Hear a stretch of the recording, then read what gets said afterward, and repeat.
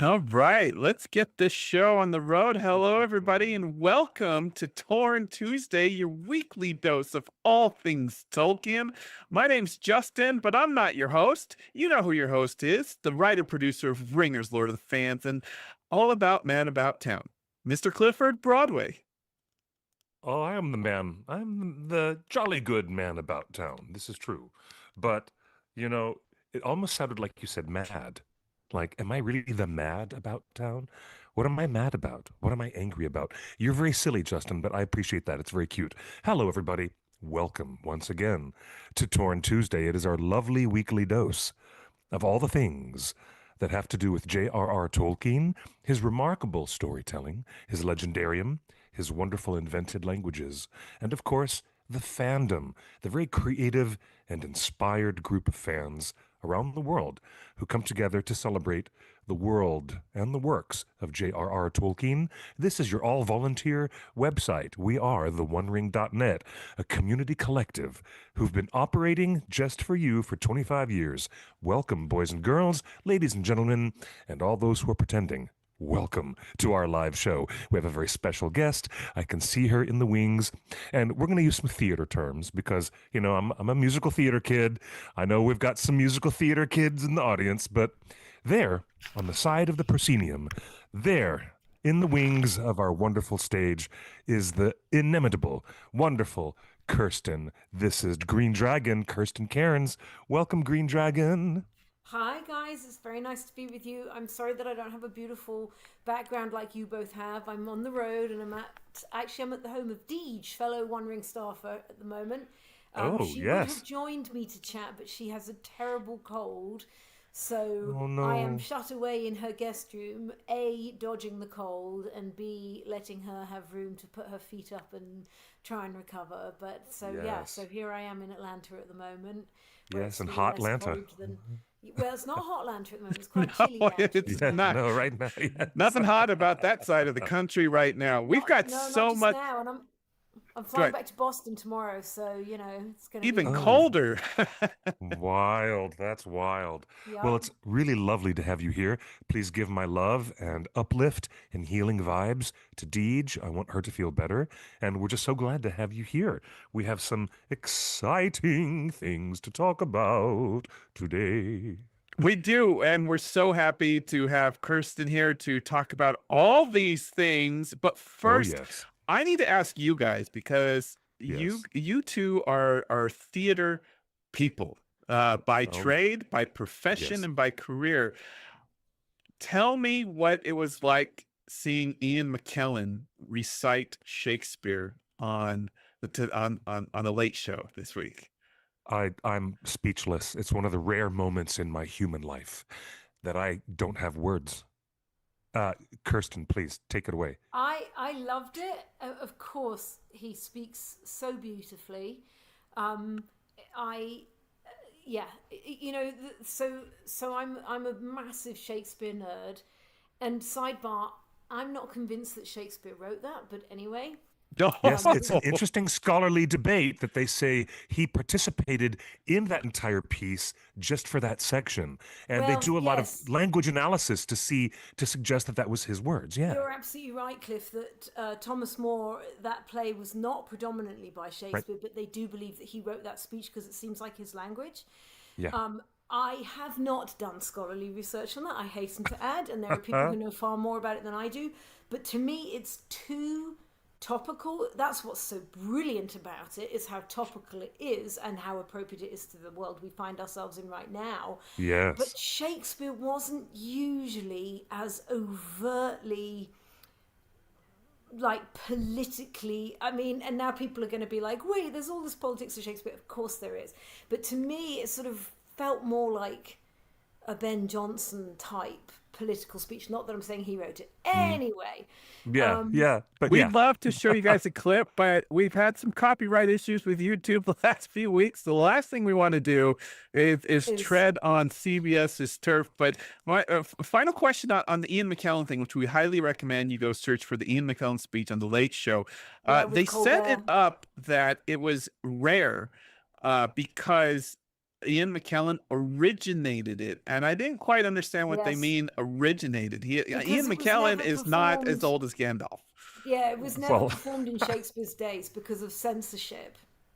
mhm. So this play was written, and because it was massively topical, it was not long after Thomas More had been executed, relatively speaking. And Yes. so the play was censored and it was never performed in Shakespeare's time. And then it was not published in the first folio when they were putting together Shakespeare's book. It was not included, etc., etc. Right. And so it was in the 1960s that the manuscript had been found and recovered, and when it was first performed, Ian McKellen. Yes, that's the term. To originate the role, Justin, is to say in as few words as possible that the person who created the performance first was that person. And in this case, Ian McKellen is quite happy, and I will grant him that. I'll give him that gold star on his lapel. I will let him have that. That's And great, what though, isn't it? You know, you to be know, like, yeah, I debuted words by William Shakespeare. If they're by yeah, Shakespeare, whoever they were by, it's yeah. exciting. After Um, hundreds of years, and it was mind blowing. I have rarely been moved to tears by Shakespeare.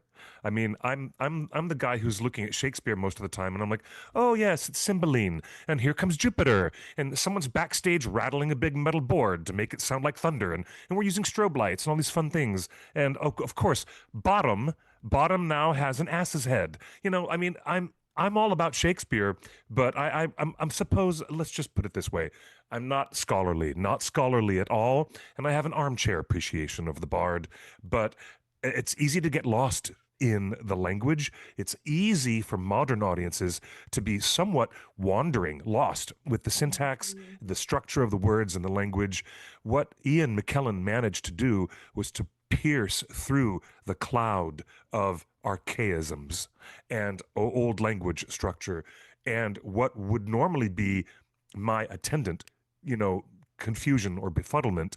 He came across as crystal clear, as painfully clear as he ever has. And that, I think, is to Sir Ian's credit, to make those words that are centuries old sound so crisp and absolutely present and yeah. clearly understood and very powerful. That's where I stand with that. It's just amazing, I amazing. have two things I want to say on that before we Yes, move off this subject, but really quick. One is, yes, yes, if you haven't seen it yet, go and see the clip on the Late Show with Colbert.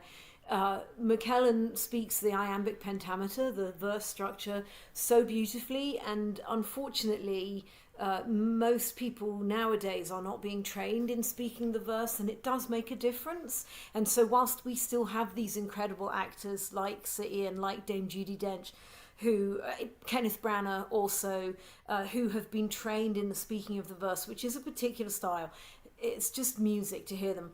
Second thing I want to say about Colbert, did I tell this story on Tom Tuesday about me trying to get one of our Boromir would not have cancelled Stephen Colbert buttons to Colbert? Did I share the No, story? no, no. oh, What? tell me that, what happened? So last year at DragonCon, we made buttons that had Denethor looking grumpy, and they said Boromir would not have cancelled Stephen Colbert.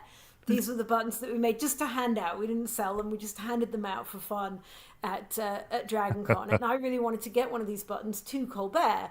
And I was like, how can I do this? Now, I actually was lucky to get tickets to see him filming in 2024. But I was like, okay, so maybe I could go and try the stage door, but I'm not in New York all that often, and I could mail it, but you don't know if it's going to actually get to him.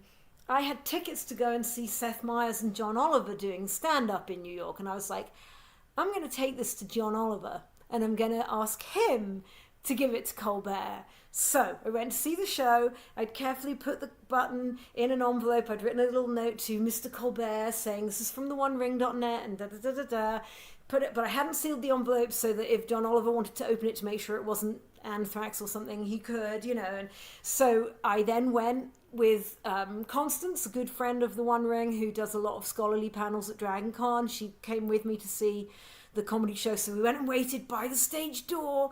There were about 7 other people waiting, hardly anyone. It was very cold, and they were all kind of in their early 20s or something, and then there was me and Constance, and eternally youthful, of course, but not in our 20s. And out comes John Oliver. super nice to everybody. To the extent that I wondered if he was being snarky on the inside, which I thought would be delightful if he was.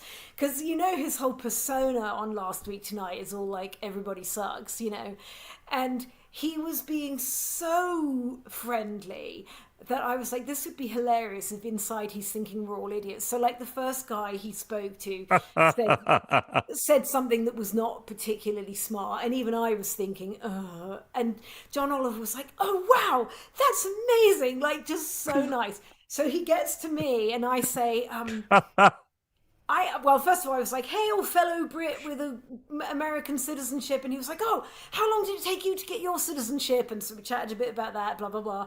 And then I said, I have a favor to ask you. And he's like, yeah, absolutely, anything. And I said, would you please give this to your friend Stephen Colbert? I said, it's a Tolkien thing. It won't mean anything to you. And Constance said something about Tolkien. And John Oliver was like, yep, I don't understand anything you just said.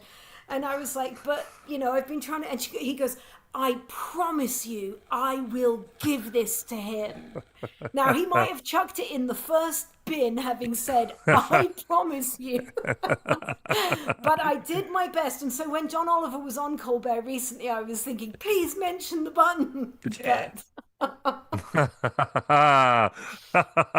So we'll That's so see. funny. If we ever see him wearing it, like maybe on his last show, he'll wear a button saying, Boromir would not have cancelled Stephen Colbert, That would be amazing. And I know you've got some other actor stories that we're about to get into in the Comic-Con cruise, but before we leave off, my final thought on the Ian McKellen thing is, I believe in the last year or two there have been some reports of McKellen slipping on stage and breaking his foot, and there's a lot of talk about his age and like, can he pull off Gandalf? Well, watching that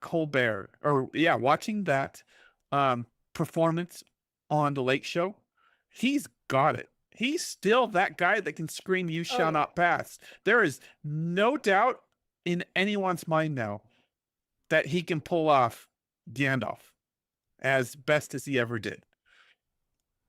He is still a phenomenal actor, of course. He's got to have less energy than he had, I'm sure, because aging comes to us all. But in terms of his skill and his talent and his presence, undiminished. Yeah, Absolutely agreed.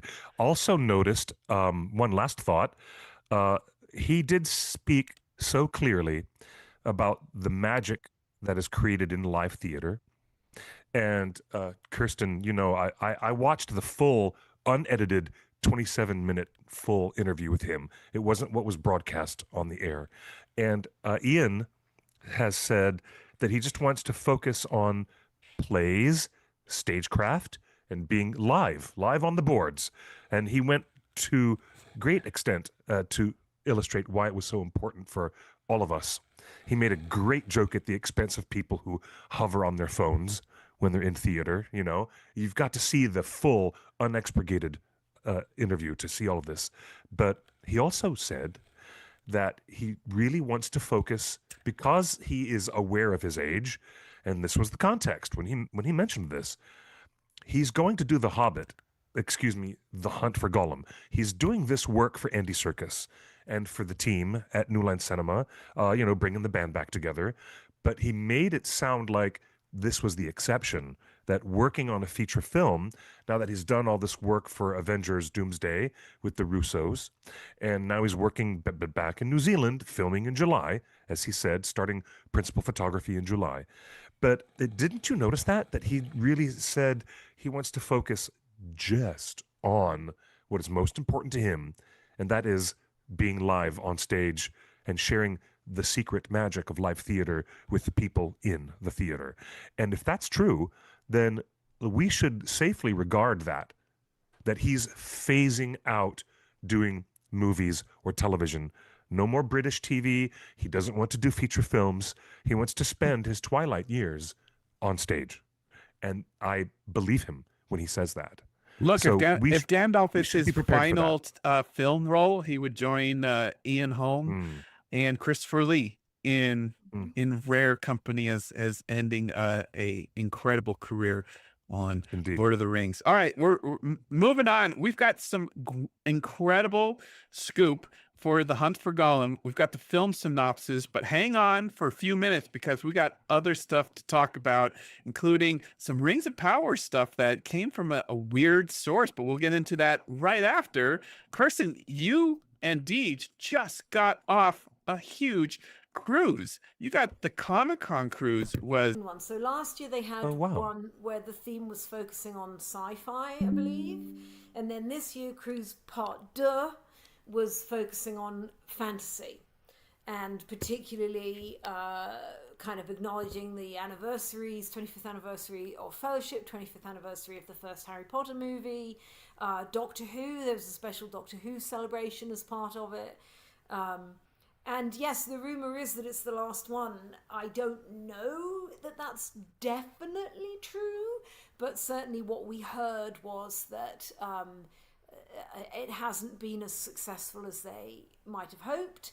We chatted with some people who'd been on the first one and the second one, and the second one was not as busy, apparently, as the first one had been. But we were thrilled to represent the One Ring there. The OneRing.net was a partner with Comic-Con creating the cruise. I mean, we were a very small partner, but we were one of their partners for it, and we hosted a couple of Tolkien-themed trivia events. Right on. Very fun. I will say, Cliff and Justin, somebody came up to me after one of the trivia events and said that she loves watching you guys every week.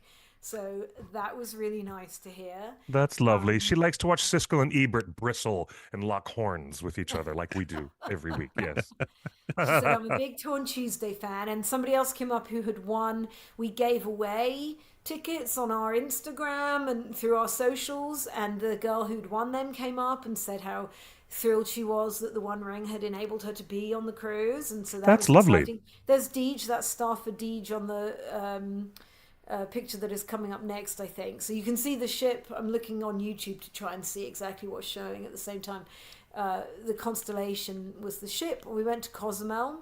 It was meant to go to Nassau in the Bahamas, but there was some rough weather that prevented that. I mean, it looks relatively well attended. I mean, that's a lot of people on the deck of a ship. Yeah, that was on the first day. They had everybody was given a t-shirt, and they had a t-shirt party with free drinks if you wore your t-shirt. Felicia Day was the host. You can just see her on the stage there. You see the red hair under the hat. She was lovely. kind of the official host.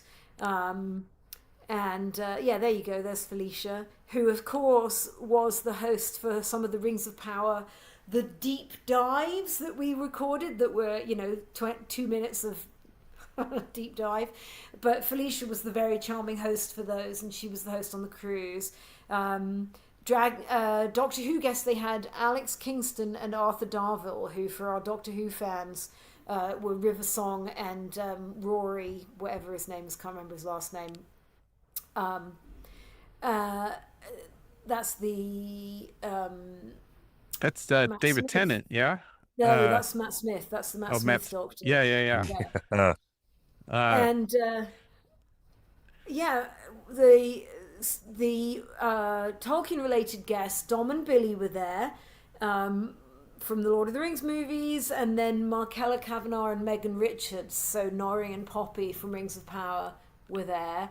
You can see Felicia Day, Jason Isaacs, Alex Kingston, Arthur Darvill, and a voice actress, Tawny something, whose name I've forgotten. Let me look it up because that's terrible. I shouldn't forget her name. She was excellent. Tawny Platis is her name. I didn't know her before, but she's the one in the red trouser That's suit. awesome. And then this... that's Doug Jones with Rob Perlman chatting about Doug's long and illustrious career. Doug Jones is the sweetest, as I'm sure you guys know. Isn't he? Yes. On day one, he said to everybody, if you pass me anywhere on the ship, you have to stop me for a Doug hug. And he was good to his word. Every single person who was like, can I have a Doug hug, please? He was, that was very sweet. He is so lovely. He really is. I love this photo. Isn't that amazing? This group of girls, they were the beach hobbits. And they were just going around on, I think it was the penultimate day, or maybe it was the last day at sea, the Monday at sea, and they were just going around together. And I said, "Hey, can I have your names to credit you? I want to show this on Turn Tuesday." And they're like, "We're just the beach hobbits," but there's Beach Gandalf with them as well. I want And that floaty.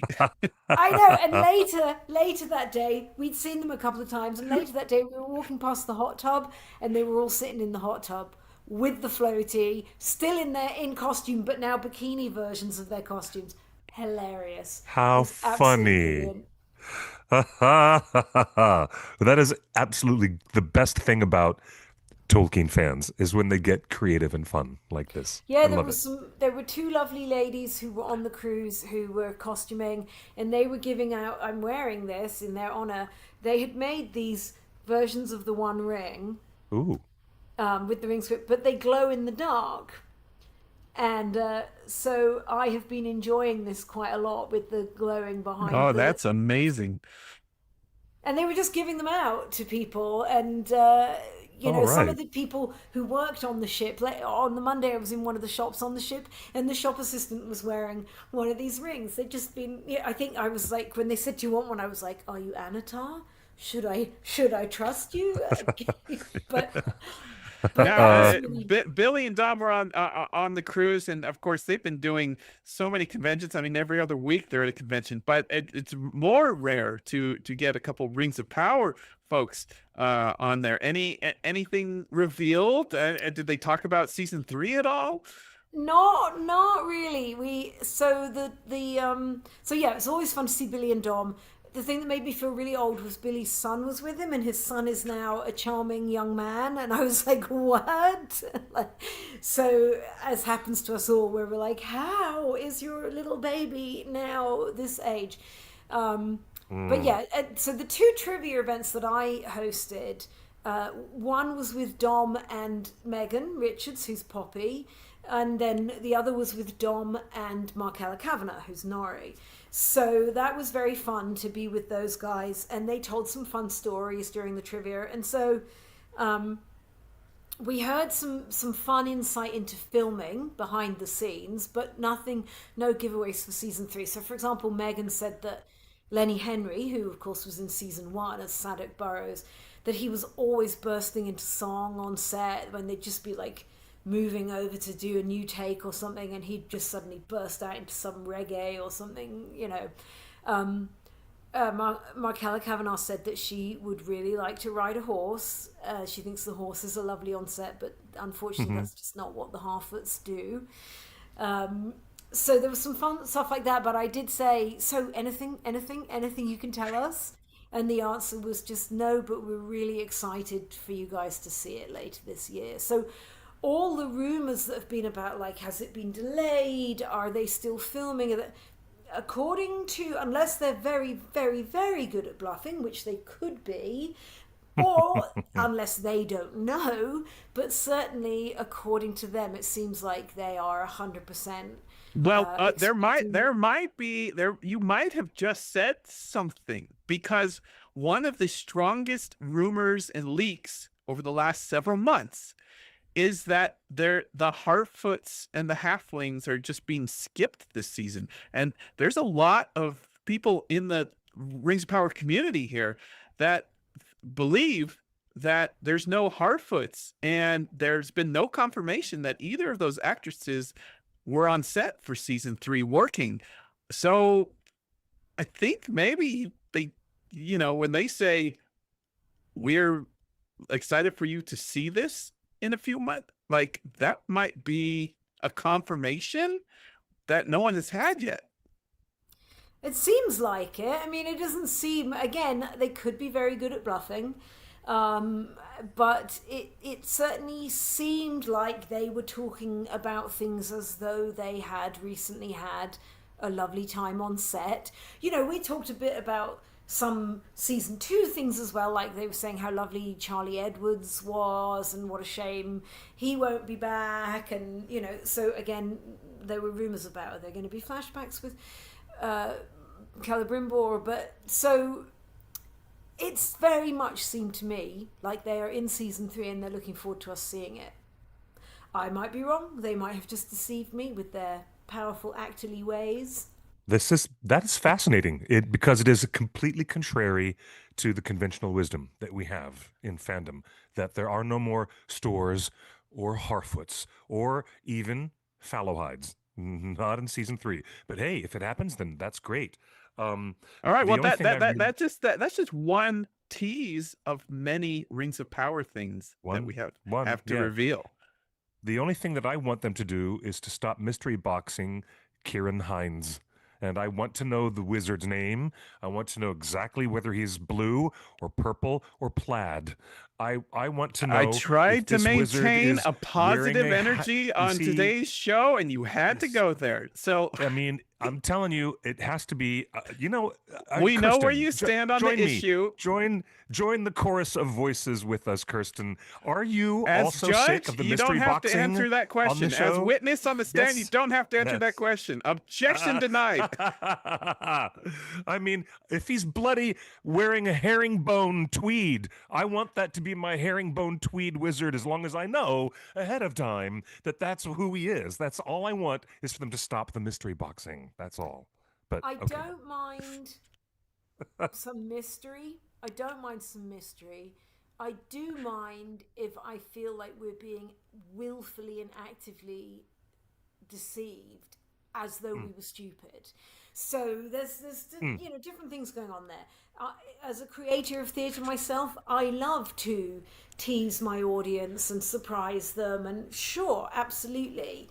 But this is going to sound like a weird way of putting it, but there has to be some honesty behind your teasing and obfuscating, and if it becomes kind of dishonest, that it's like, oh yeah, just kidding. It's like, if you watch a murder mystery and at the end of it there's no way you could have solved who did it because some massive important piece of information was hidden from you, or you were lied to about it in the plot. That's very dissatisfying when the murderer is revealed. If you're like, well, there's absolutely no way I could have worked that out. You want, as the reader of the book or the viewer of the film or the play, to have had at least the chance to work it out.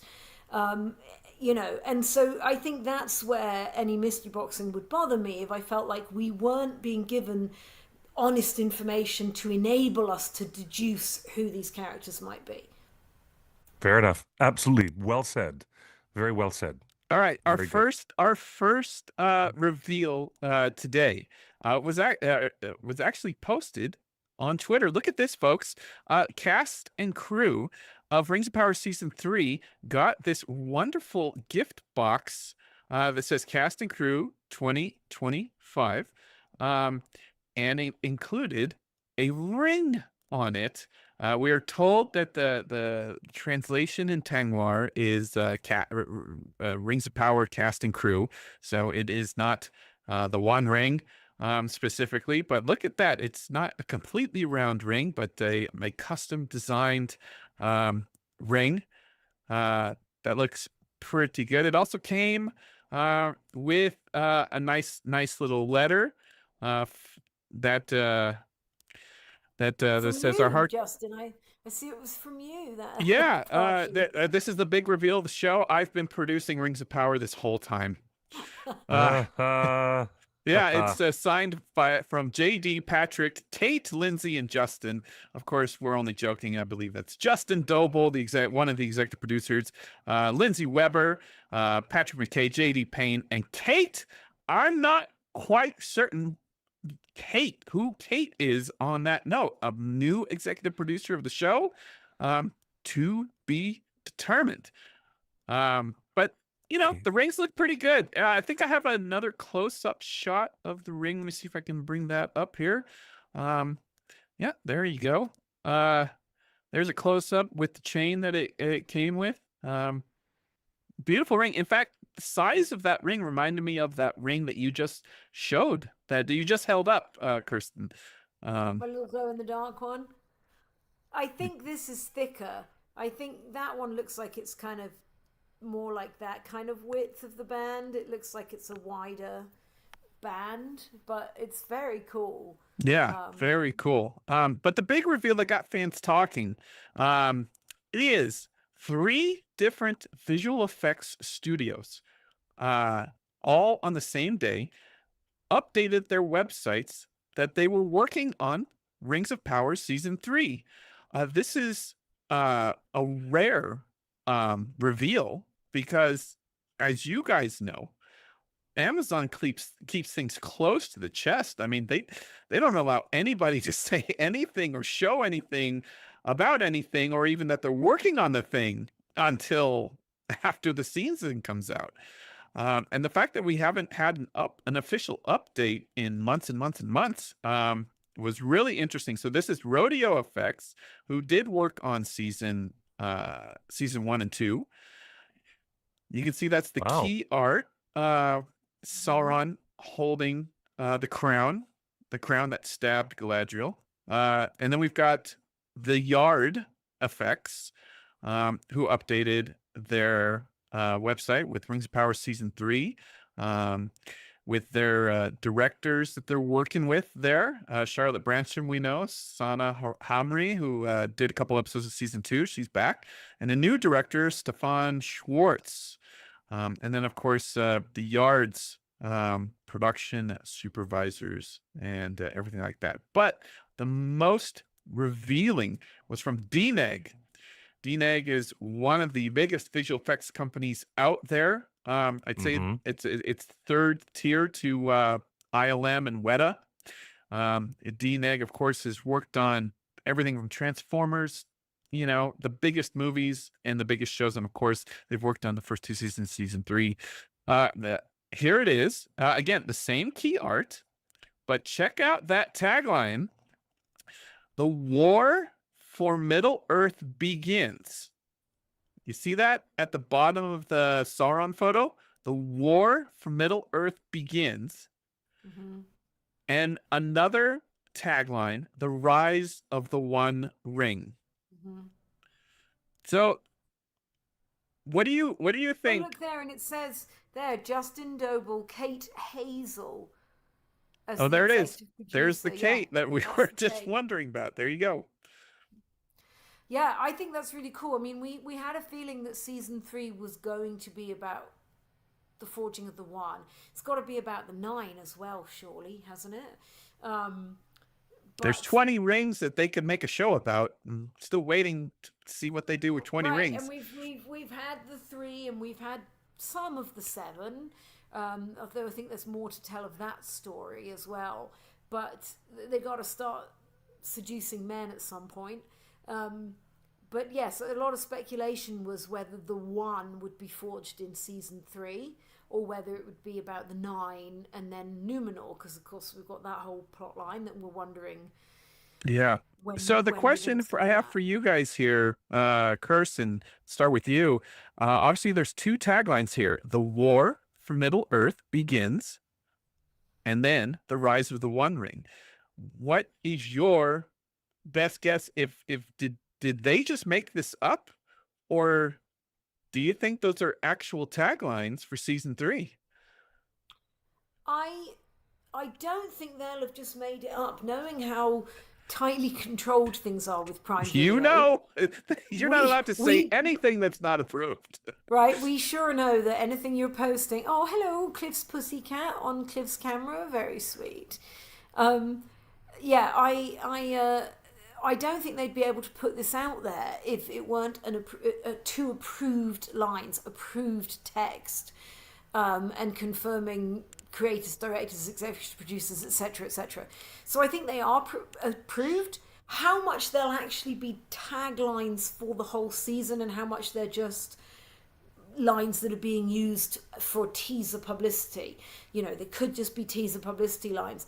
I like the war for Middle Earth begins as a tagline, although it's just a war for Middle Earth. There have been others, but I like the idea that we're starting to see this becoming, because it's been very divided, right? We've had Eregion, we've had bits of Imladris, we've had, what are different areas. So it might be that in Season 3 we start to see a coming together of all the areas as they all get sucked into a war. The rise of the One Ring, I do not like as a tagline. Rise No. just seems like too much of an active adjective for a Well, ring. the I know. Zap in the chat room says Rise of the One Ring is a little too close to Rise of Skywalker. Well, exactly. I said that in one of our group chats Yeah. that it was like some Star Wars Yeah. tag or something. Rise of the Planet of the Apes. It just Yeah, it right. sounds way too generic. I know the One Ring has a will. I know that, but it just doesn't seem like the right word for. I mean, I'm like, now would the dawn of the One Ring be better? No. the coming of the One Ring, maybe. How Cliff, about let's get Catholic? Let's do it like the Catholics would do it. The advent of the One Ring. Cliff, I'm sorry. That the was war- lame. That was I really know, lame. I I'm like sorry. that. I like Okay. the advent of the One Whoa, Ring. we've got Varking in the Okay. chat room. Varking is Yes. in the chat room. Hello, Varking's Varking. been in the chat for a long time. Hello, Varking. Well, I'm busy producing the show. I didn't see him. But Yes, he's sir. saying Yes. that bring up DNEG's pages on season 2 and 1 of Rings of Power because they might show that they just made that up. I see someone suggesting forging in the chat. Forging of the One Ring. I like the making, the crafting. But I like advent. Ascension Varting, of the One Ring. if Varting doesn't believe these are official taglines, but here's the thing. Kirsten already just touched on it. Nothing gets by Amazon without approvals. True. Nothing. But I agree with Varking that I don't think they're taglines in the way that we think of taglines. Like, I don't think they're movie title attached tagline. But I think they will be approved PR lines, approved teaser PR. Like, these are official hashtags that you can use, maybe. So maybe they're more like a hashtag than a movie tagline, if I can make that differentiation. All right, if we bring this up, it does have the same format for season 2. It says return to Middle Earth at the bottom of the main image. Again, season 2, and it says power changes everything. Yeah. So again, I think we're seeing them there using officially approved PR lines, but they weren't lines that were then used as the tagline for the whole season. And then season 3, the war for Middle Earth begins, the rise of the One Ring. Now, Cliff, as the lore guy, is it fair to call the war for Middle Earth begins? Because that would imply that the War of Elves and Sauron is being considered, as far as the show is going, that it's just one war, and this is the beginning of the war that ends with the Battle of the Last Alliance. Yeah, Kirsten already said it best. There's definitely more than one war going on, and so I think this is a bit of a misnomer. And I want to give a big shout out to the wonder of Tolkien. It's so good to have you with us in the live chat here in YouTube.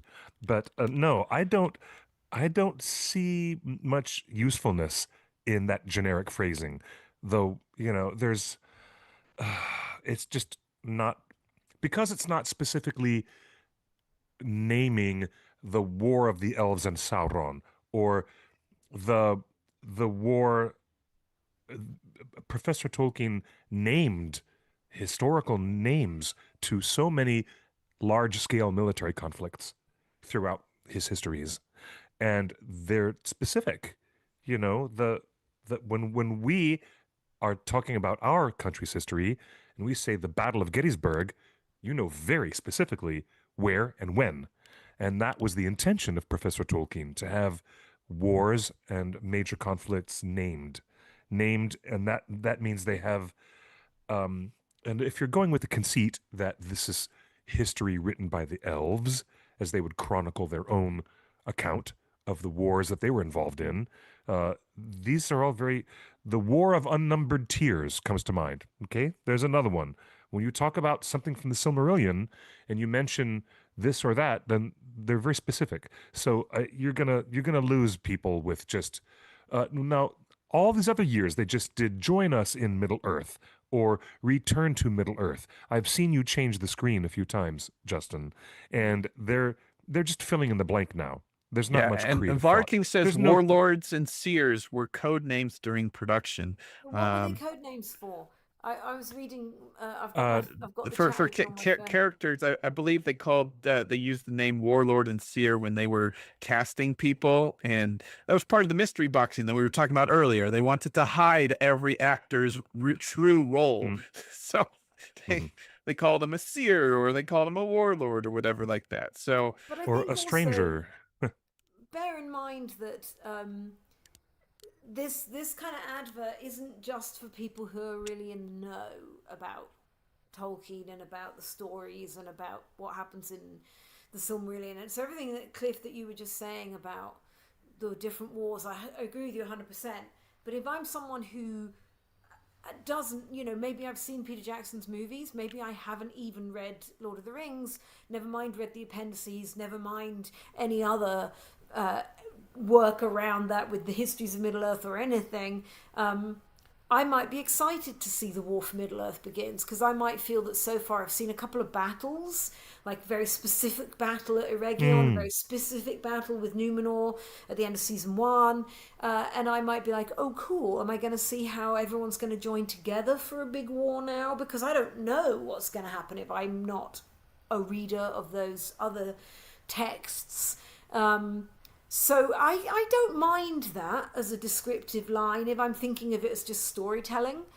And as a casual fan, I'm happy with the War for Middle Earth begins. Like, yeah, finally, that's what I want to see. Everybody's at war, and the 20 rings are power weapons in a war. That's literally what the Rings of Power should have always been about. I'm so excited. This is exactly what I want.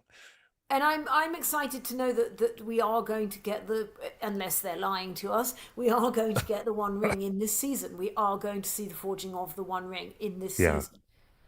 Do you know, some fans, and I might raise my hand among them, at the end of season 2, with the battle in Eregion that was happening between Adar and Adar's forces and did I say his name wrong? And this was slightly confused to many people that season 2 battle really was depicting the war of the elves and Sauron. But that includes the dwarves suddenly appearing to cover the retreat of Elrond, as the survivors, Gil-galad was stuck in there in the TV show, but they retreated up to what would be the future location of Imladris, Rivendell. And it seems as if spoilers season 2, yeah, big spoilers. Sure, you all saw them holding their sword up to the sunshine in that wonderful heroic closing the sunrise shot. in the south. That was, yeah, with the sun rising in the south. How funny. But yeah, all those odd bits. But Kirsten, didn't you for 5 minutes think that when Celebrimbor was dying and all these, and here comes the troll, here comes the heavy metal, and all this stuff was happening, which was great, I thought that they were depicting the War of the Elves and Sauron. And then I realized, no, this was just an opening salvo, and maybe in season 3 they're going to show much more of it and actually name it for what it is. So that there's still a little shroud of confusion over that. No, I would agree about that. It seemed to me like an opening salvo, that it was kind of a skirmish that had to happen at this point in time, but that would lead to everybody really recognizing what was going on and then mustering their troops. And then, it's a bit like the phony war in Britain after Britain finally was at war with Germany in the Second World War. And then there was a period where kind of nothing happened whilst we were just getting ready, and then all hell broke loose, so it's right. Kind of that period. But if I'm not crazy, and only sometimes I am, but the actual war of the elves and Sauron ends with the intervention of Numenor, and that's something we anticipate will happen in season 3. Goodness, jeez, dude, we've been talking about this for months. Don't Don't you do that to me. You are the one who's been like, look, we've got these pictures. It looks like Elrond and Gil-galad are talking to Pharazôn. We've been talking about I this mean, for months, if it's dude. in the books, guys, it's not a spoiler. Sorry, but if Yeah, you haven't read them, thanks. that's on you. You know. But All right, Don't before don't watch but Torn Tuesday if you don't want to hear these things discussed. exactly. don't I host mean, Torn Tuesday. we're we're getting to the point where we know that the One Ring of the Master Ring will be created in season 3, but also we should assume that Sauron will give himself up and allow himself to be taken captive by Pharazôn and be taken back to Numenor. We should anticipate that as well. Yeah. Before we Yeah. move on from Rings of Power, one last question for you, Kirsten. As long as you're here, that you just talked about how exciting season 3 sounds with those taglines, and you know what if we get the finally creation of the One Ring. But I mean, the one thing that really is going to improve the show, get everyone excited, is Celeborn finally showing up. Where do you land on the Celeborn thing? Because I mean, he's going to make the show. Especially if he's played by Jamie Campbell Bower. Do you want Celeborn? Are you like, you know, where are you on the Celeborn scale right now? I would like to see him. I think it would make sense. Um, yeah, I don't really mind when he shows up, but he needs to show up at some point. I hope he will be a compelling character. I hope he won't. You've got to play that partnership. You don't want to take anything away from who the character of Galadriel that they've created so far. So I hope they haven't created her character in such a way that she has to be independent. It's like the old English myth structure where the hero has to go away and overcome and come back and kill his parents or overthrow somebody. If Galadriel has been written in such a way that she has to be strong and alone for her character, then her husband suddenly being on the scene has got to be carefully handled. We don't want her to diminish and go into the West. But Not at all. no. But don't you think that I think he's going to be there to help her larger trajectory of healing from the whole nightmare that she's just been through in seasons 1 and 2, and the issues of her, feeling self-blaming herself, and for bringing Halbrand into their midst. I think that her having her relationship full on with her husband is going to allow her so much emotional space to heal and grow and get to a place of inner peace. That's what I anticipate. Yeah, I think so. I think it's going to be hard to explain why they wrote it that she thinks he's dead. Yeah, I don't know how they're going to manage that. Where has he been? Why doesn't she know he's alive? I don't know. Yeah, that's all weird. It's all very weird, isn't So it? I don't know quite how they're going to handle that. If it's going to be like, like Dallas or something. It's a whole amnesia thing, or it's, like some soap opera. Oh yeah, yeah. She just walks in. He's having a waterfall shower in Yeah. Lothlorien and turns around, washing his hair in slow motion, and all the women in the audience go ah, and they just float away on a cloud. I'm wondering if we're going to get, like, we've never seen Celebrian, right? We've never, in PJ's movies, we didn't get to see Elrond's wife. Hmm. I'm hoping we might get her in season 4 or something. I mean, that would be fun. I wouldn't mind some romance for Robert Aramayo to play. That would be great. So somewhere down the line, I'd very much like to see that. But yes, I hope we do get Celeborn this season. I'm really looking forward to Numenor and what happens there. I'm excited for that storyline. We have some really, there's great actors throughout the show, but we have some very compelling actors. Tristan Gravel, I can't wait to see more from him. So yeah, I'm excited. I hope. All right, I hope that keep up the good work. so amazing updates from Rings of Power, potential taglines for the show that are kind of fit for it, and the cast and crew ring, and of course Poppy and Nori on the cruise. basically maybe teasing that they're actually in the show, and the rumors are wrong, but nothing confirmed. We don't know. But moving on, before we get to our big story today, which we have at the synopsis of Hunt for Gollum, there's a couple things that I showed up on social media that I thought was just really fun, and let's share it real quick. Let me bring it up on screen. I saw this tweet. Everybody's been going to the movie theaters to watch Lord of the Rings in cinemas. So far, it's grossed $11 million in the last couple weeks.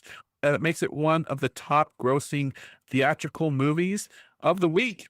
And it all adds to the full tally that you see on Box Office Mojo. So keep watching the movies. I'm still getting ads for certain theater chains that are showing Lord of the Rings. Shout out to our friends at Fathom Events for putting that together. But here's someone that looks like they had not seen Lord of the Rings, and they finally saw it in a theater. And look at this. Having now finished the entire film series, my 3 takeaways of Lord of the Rings. J.K. Rowling stole from Tolkien so hard, it's kind of unbelievable. And the funny part is that Fellowship of the Ring came out within 2 weeks of the first Harry Potter movie. So in theaters, there really was a competition between Harry Potter and Lord of the Rings.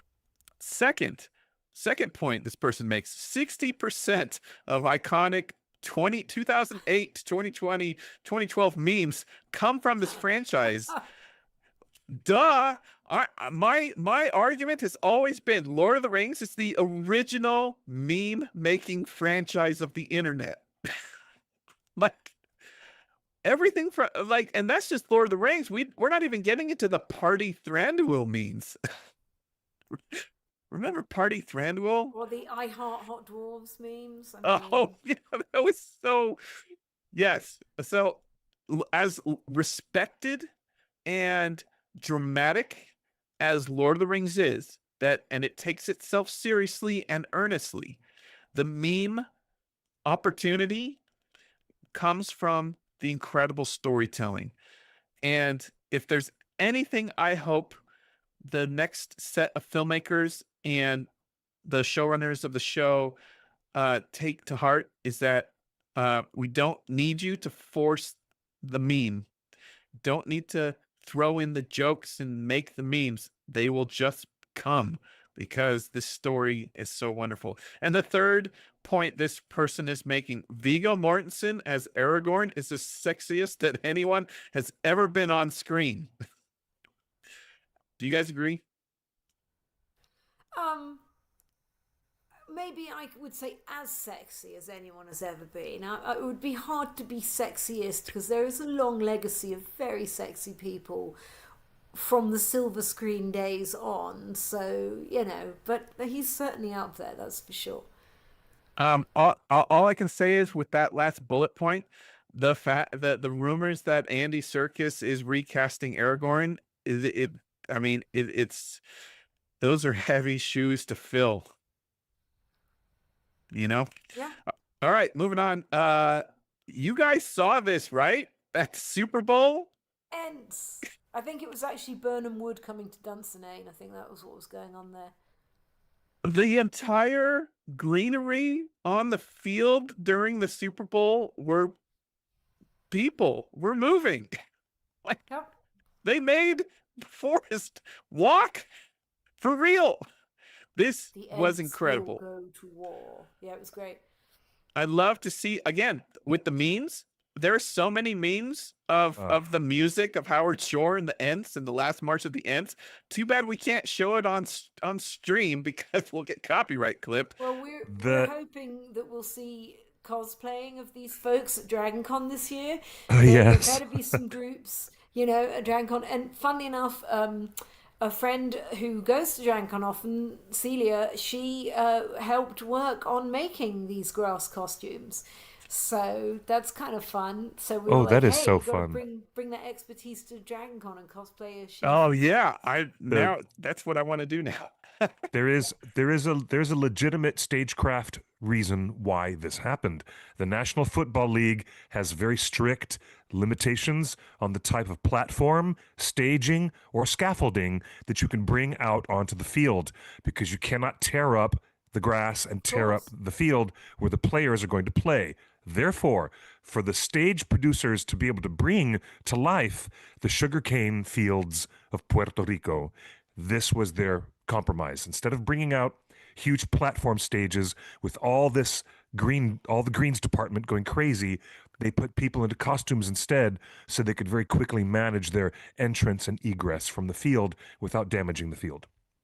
It was great. I thought the halftime show was great. And somebody just said It in the was. chat, the game was boring. The game was very distressing for me. I'm a Patriots fan, and they did not Oh, do well. So it was, no. They got their butts handed to them, they actually. sure did. Yes. But the And halftime show was spectacular. Yes. last question: what is the Lord of the Rings connection to Puerto Rico? What is the Lord of the Rings connection to Puerto Rico? Um, I don't know. I don't know either, sir. Tell us, Uh, good sir. Arandir himself, Ismael Cruz Cordova, is Oh, Puerto Of Rican, course. and he is yes. the one of the Ismael best Cruz parts Cordova. of Rings of Yes. Power. I He was trying to is. think of a Tolkien connection, which Yes, I was like, trying to think of what a Tolkien connection. Thank you. Yeah, very. but of course, we love Ismael Cruz Cordova. I mean, come on. We He's love him. amazing. All right, He's and one more amazing. thing. I saw this: the Lord of the Rings organ symphony, transcribed and performed by Anna Lapwood, is coming to the world's largest pipe organ. Oh That's my. right. The world's largest pipe organ is at Boardwalk Hall in Atlantic City. That's New so Um, Jersey. interesting. I and wonder how many pipes it is. Now I really want to know how many pipes that is because Yeah, I me did not know too. that was the largest one. well, the Kirsten. I mean, the One Ring. We could absolutely help them promote this and find out, Yeah, right? we'll get in touch with them and be like, hey guys. Anna Yeah, yeah, Lapwood, yeah, yeah. if you guys have never heard of her, she's incredibly active on social media. She's incredibly talented. This is a huge thing for her. She's so excited. She shares a lot. So look up Anna Lapwood, not just on X, but on Instagram, TikTok, and everything like that. I'd like to go. It's the 1st of May. Tickets are on sale right now. But the world's largest pipe organ playing Howard Shore's epic music. Count me in. Count That's me in. exciting. That's really cool. All right. Let's get to the big news. But some small news we reported on last week. Yeah, we did report this last week. Night Gambit, who runs Night Edge Media and is a regular in our chat, in our Discord, said juicy is the code word for the Hunt for Gollum production. So if you see clapperboards and scripts and things lying around, and it's for a movie called Juicy, they're actually talking Hunt for Gollum. That's what that means. The code word for Hunt for Gollum is Juicy. But Night Gambit helped us And get this big scoop. that's really, very good. Now, in the live chat, RVED, I'm going to try to read it, Arved Esser has said twice now in the YouTube chat, we know that they will be making 2 films. Do you think the second one will show what happened after Sauron was defeated? Okay, let's double check that. We did report rumors over the past year that I think Ian McKellen was the source of that rumor because he let slip at some fan convention event that they were going to probably make 2 films for The Hunt for Gollum. But we have no confirmation about that. Just for the record, for everybody out there watching and listening, great to have you on the show, folks. But we've done our best and we have not been able to confirm that rumor that there will be 2 films for The Hunt for Gollum. It's just as likely as anything, knowing these people at New Line Cinema. They love to do that. So we'll see what happens. I would like to just go forward thinking that this is a standalone film. For now, until we get other news, we're going to continue to go forward that The Hunt for Gollum is a single feature film and they're not doing two films back to back. So we'll just go with the news as we have it. Okay. So that no one else has ever come forward ever from any side. Not the little birds who land on our windowsill from New Zealand. They haven't told us that. So, and nobody else at any fan convention has ever let slip anything else. Perhaps Sir Ian was, misspeaking, or maybe he was speaking about something he heard, but the production has not confirmed themselves that there will be two films. Okay, let's just do that first. Okay. All right. Well, we've got a lot to talk about this. We've got a lot to unpack. And we'll get into the veracity of it. But folks, we've got the Hunt for Gollum film synopsis. We are excited to bring this to you. We've done this for the Rings of Power show. We brought you the film synopsis for previous Hobbit movies and other projects. So this is really exciting. And we'll get into how we got this and the veracity of it. But let's just get to it. Okay. Okay. Before the Fellowship, one creature's obsession holds the key to Middle-earth's survival or its demise. Shall I? Or do you want to continue? Go ahead, please.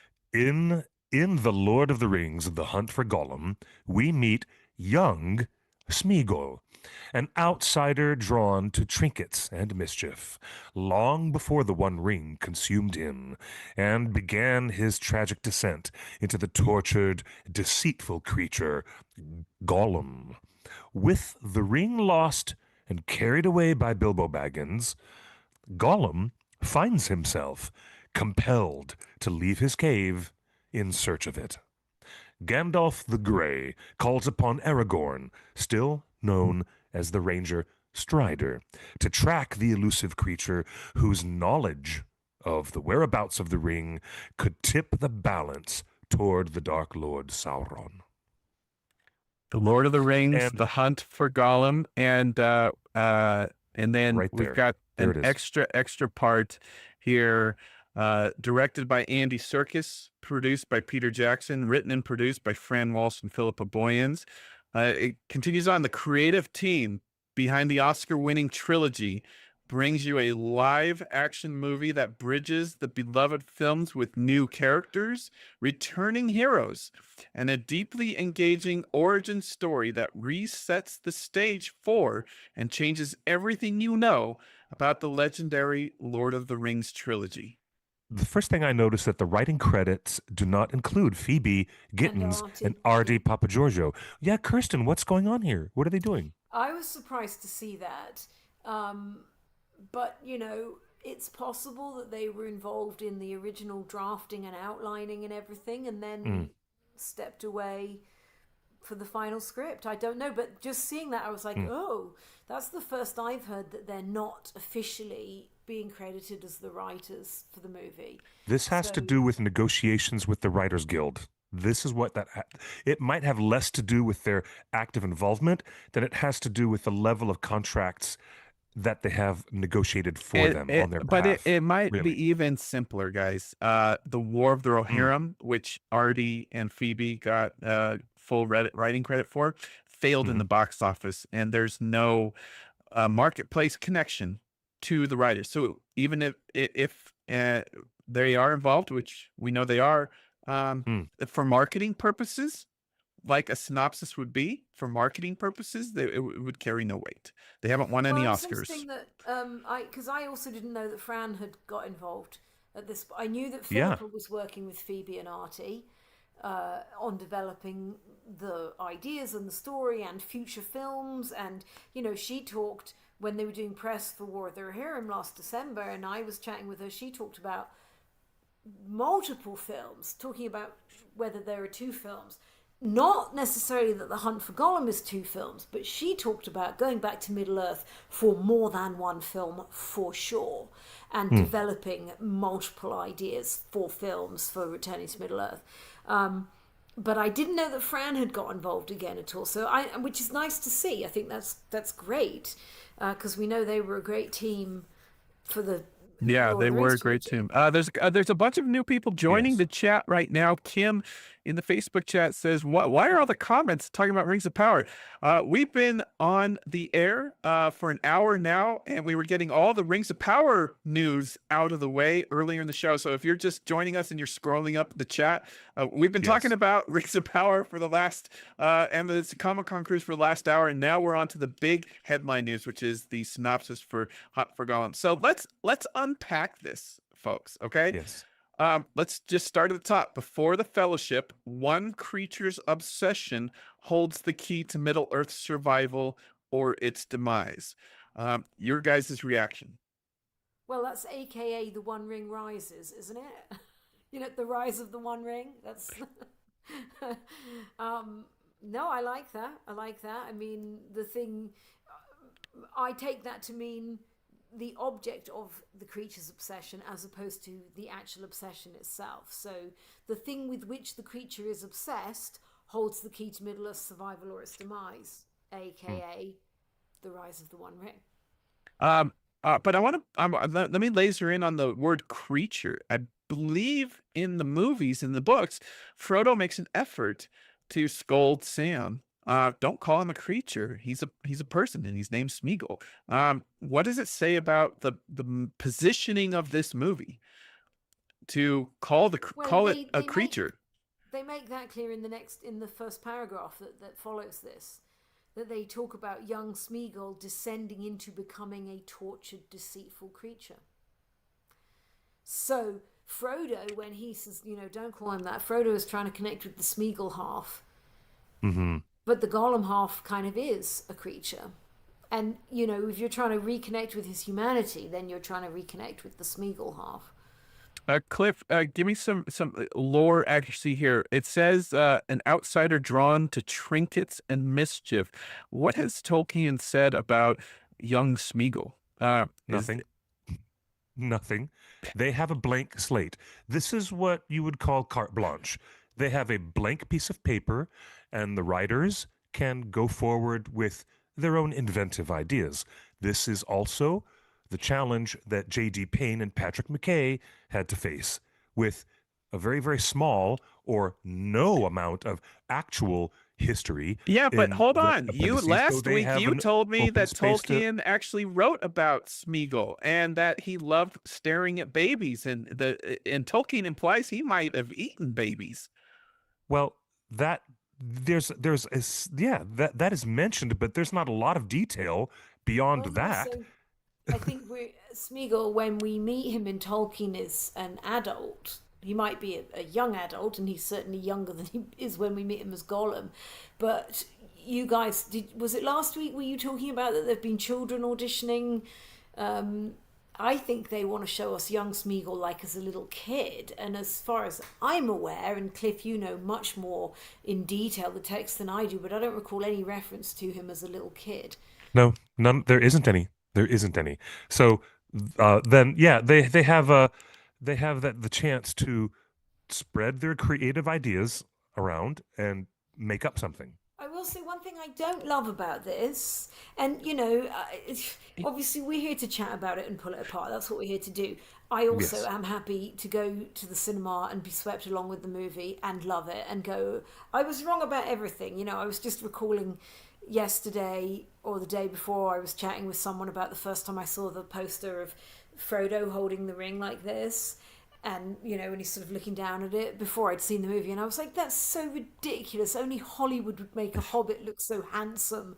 And of course, I was completely beguiled by Elijah Wood's performance. So all of that said, this idea that Smeagol already has a tendency to be A, an outsider, B, drawn to trinkets, C, mischievous, undermines the power of the ring. The implication is that he is seduced by the ring when Deagle finds it and he says, give us that, Deagle, my love. That he's seduced by it because he's already got an inclination to trinkets and to mischief and to being an outsider. I don't think that's true. I think that's what the ring does. And it is true that you are more able to resist the ring if you have a purity of heart. Like, we know that Bilbo is remarkably resistant, not entirely resistant, but remarkably resistant. Frodo, remarkably. Sam, the most remarkably resistant to the seduction of the ring. But I don't love the implication that Smeagol gets seduced because he's already inclined that way. No, I agree. I agree. Why? Wait, hold on, Cliff. Why do you agree? Because I thought that one of the ring's powers is amplifying your own desires, and Gandalf. Well, that would be the dwarven rings. The dwarven rings did that. Then not why does all the Gandalf rings. say, when Frodo offers Gandalf the ring in the movie, he says, "I dare not take it. I would want to use it for good, but through me it would wield its own agenda and evil." It Well- amplify, like. Well, no. What does it amplify? No, maybe that's not quite the. And hello, Jason Charles Miller. It's great to see you in the chat. One of our very talented friends Yes, who's I love been that with he's us. put his only wish is to catch a fish. That's right. That's all Smeagol Yes. wanted. So Yeah. juicy sweet. We're back to juicy again. It's the thing is, it may not be correct to say that the One Ring will amplify weird idiosyncrasies that you already have in your personality. Not necessarily.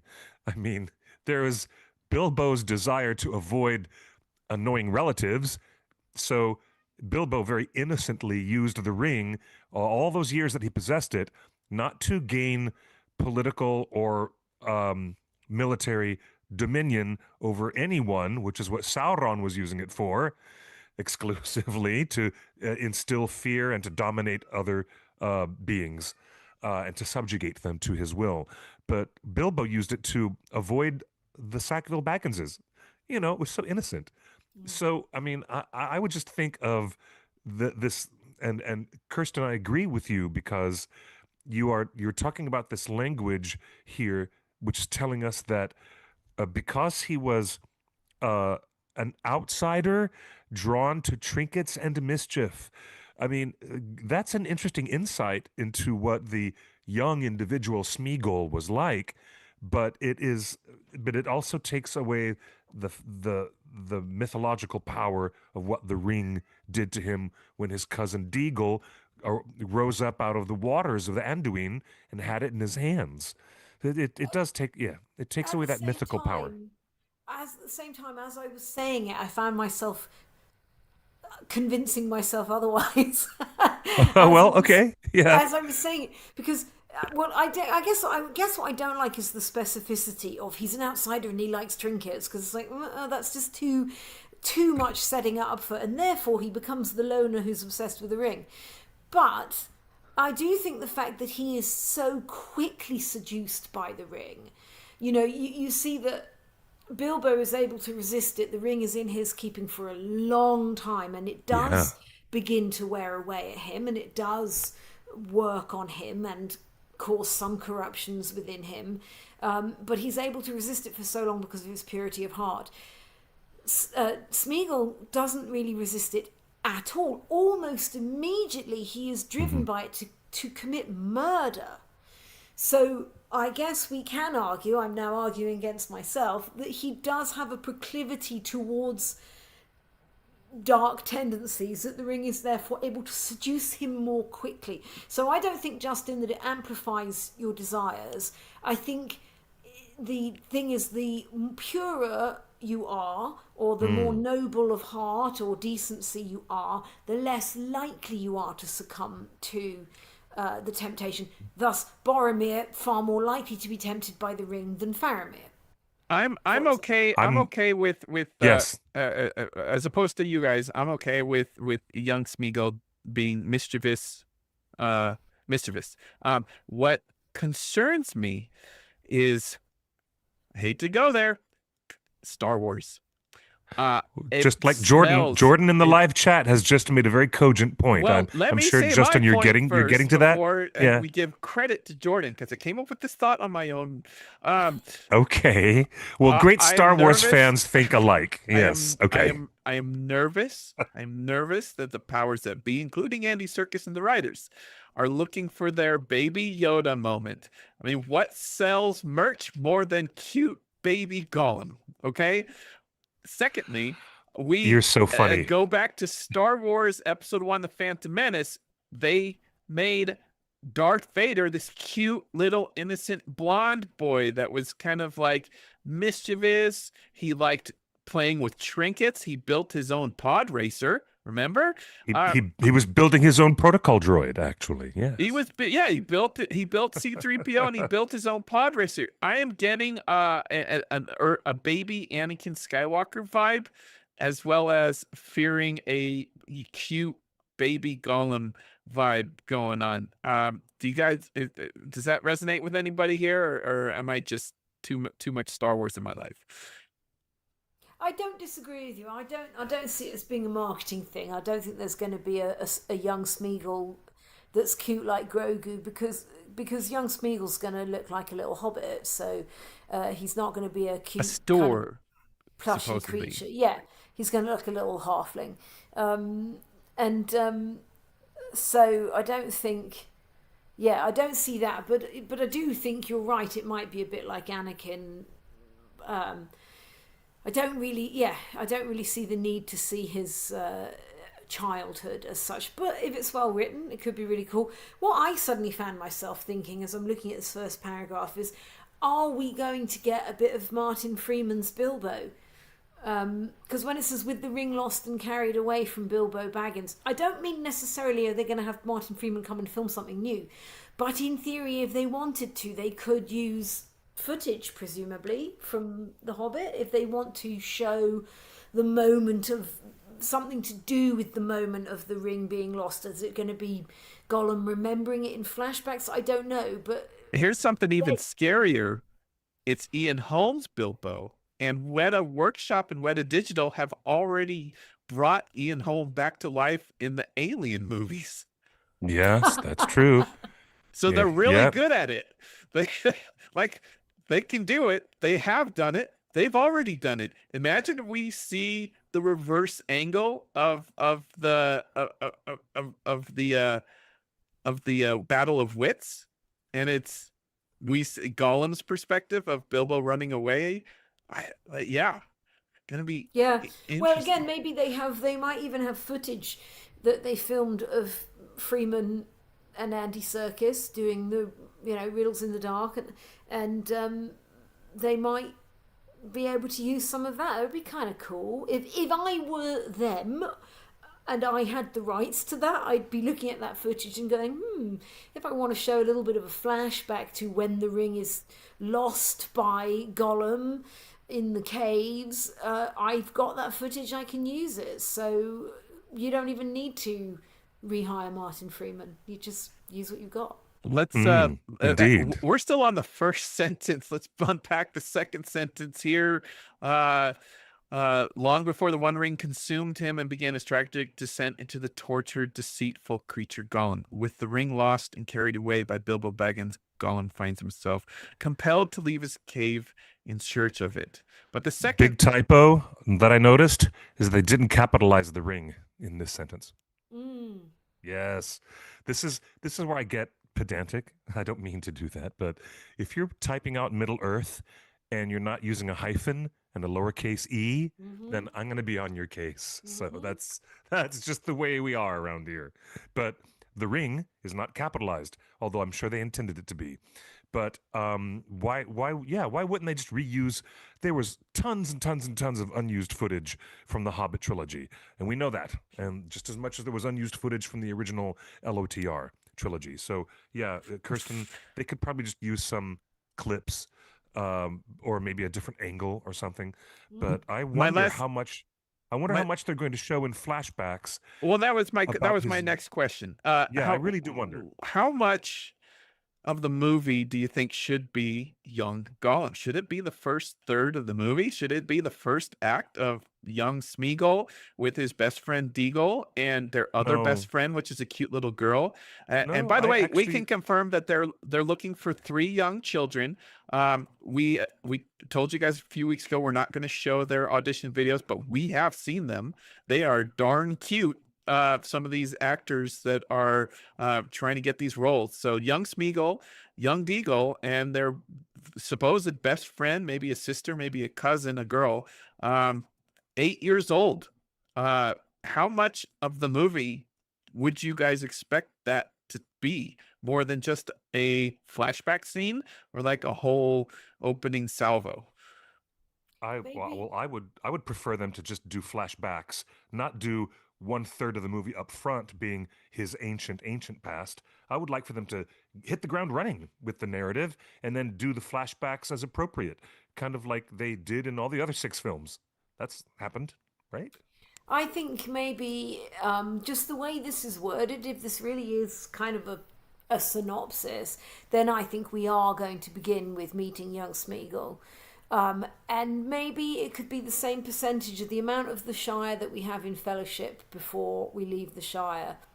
It could be something like that. We might get a kind of Shire type setting for a first chunk of the film. And how much of the film, what is that, like a fifth of Fellowship that is the Shire, maybe? If that, I mean, if sixth, there's a maybe? formula for successful Lord of the Rings and Hobbit films, it's that first hour of the first movie of the trilogy, right? The first hour in the Shire of Fellowship, the Are first we in the hour Shire for an of the hour in Fellowship? what about the Hobbit? The first No, hour is in in the an Shire. unexpected journey, we're in Bag End for more than 50 minutes. Yeah. Yeah, but in Fellowship, did we have an hour in the Shire before Sam and Frodo set out on their journey? In the extended Mm, edition, I think it's a bit. I think it's a bit, but mm, I don't it's know. maybe. extended. It's not a short little 5 minute intro scene. And the point is that there's a significant start of this movie could be in the Shire place with cute little kids running around. I mean, it makes Jordan sense. Rennell says he's calling it now. We're opening on a worm wriggling. Yes, we should But opening shot on a earthworm. anyway, I always very much enjoyed all the stuff in the Shire, and so I know it's not the Shire as such, but for calling it that, our bucolic stuff with young Smeagol, if it's well done, I could be happy with that as the opening, but maybe not as much as a third. Maybe the opening quarter of the movie could be that. I Jeff, can don't you know. read that second paragraph again? Let's unpack the second one there. Gandalf the Grey calls upon Aragorn, still known as the Ranger Strider, to track the elusive creature whose knowledge of the whereabouts of the ring, which should be capitalized, could tip the balance toward the Dark Lord Sauron. Now I think the word "still" is the wrong word there. I think it maybe means then known as the Ranger Strider, because at that point in Aragorn's life, most people only know him who come across him. What Yes. his real name is, I don't know. Round here, he's known as Strider, right? Most people don't know that he's Aragorn. But Yeah. still known as the Ranger Strider, uh, just is, I don't know, it seems It like the wrong timeline for me. Well, it sounds to Mm. me like this is marketing department speak, because like you can't advertise this movie without mentioning Aragorn. One of the most famous. I mean, everybody just knows him as Aragorn. They don't call him LSR, and they don't call him Strider anymore. Like, he's just Aragorn. So if you're trying to hook in a wide audience, right? Uh, Hmm. yeah, Yeah, you but kind of have to still, mention. still suggests almost like if we know him as Strider from Fellowship, and at this point he's still Strider, that suggests this is later, and of course this is earlier. So just for me, that reads a little clunky. I would say then known as the Ranger Strider, if I was, Hmm. or Yes. or calls upon Aragorn known to most as the Ranger Strider or something, rather than still known. But anyway, I get what they're saying. I just don't like how they're saying it. Uh, Agreed. Well, Cliff, what they're telling us and what they're preparing us for is the reintroduction of the familiar.